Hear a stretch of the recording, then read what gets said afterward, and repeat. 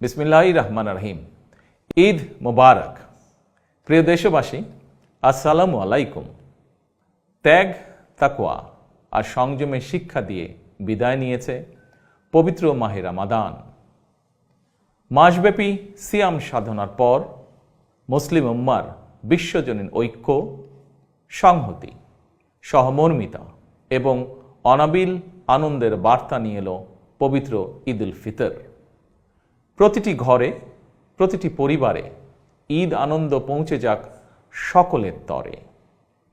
আসুন আমরা রমাদানের আদর্শে উদ্বুদ্ধ হয়ে একে অপরের সঙ্গে পবিত্র ঈদ আনন্দ ভাগাভাগি করে নেই।